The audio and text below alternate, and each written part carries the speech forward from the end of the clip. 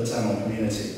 I draw your attention to the website, which is at www.tlap.org.uk, and the organisation will only be as strong as the amount of people who volunteer their services and their financial commitment to this new important venture. I'm going to introduce who's speaking today, and I've just got 3 short points to make.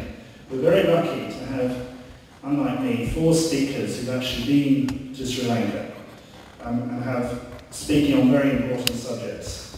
The first is on the camps that the Tamils are kept in, and we have Dr. Yolanda Foster from Amnesty International. Secondly, we have on the press freedom and media problems in Sri Lanka, Tom Hughes, who's the Deputy Director of International Media Support.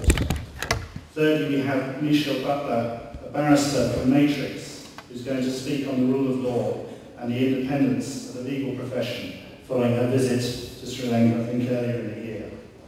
And lastly, we have Dr. from SOAS and also from Redress, who's going to talk about, first a tribute to the Tamil community in Parliament Square, without whom I have absolutely no doubt that the British community would know far less about the plight of Sri Lanka. It wouldn't have been put on the top. We have to recognise in this fight that we have in this period that the British government, the American government were embedded with the government of Sri Lanka.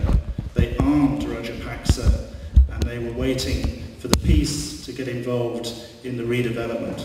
And that all went wrong. But that process meant that because they prosecuted the war, the so-called War on Terror, which became the War on Tamils, it was so much harder to get them to actually bring about the peace. But that's the fight that we have to take on in this period.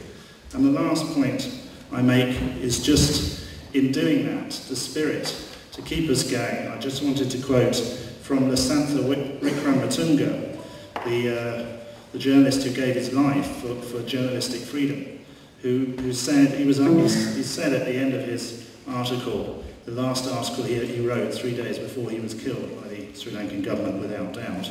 He said, why people say to me, why do you do this? Why do you keep fighting? Why don't you just flee? And he quotes that fantastic poem that you'll know. First they came for the Jews, and I did not speak out because I was not a Jew.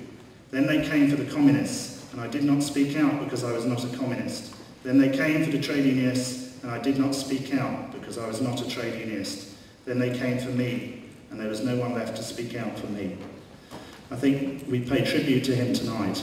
And now I'd like to hand over to Matthew Ryder, who I had the pleasure of working with on a case recently, the only prosecution in this country under terrorism legislation of Tamil for Tamils. And it was an absolute pleasure to not just work with him, but successfully acquit his client. And he's going to introduce and chair the meeting. Thank you.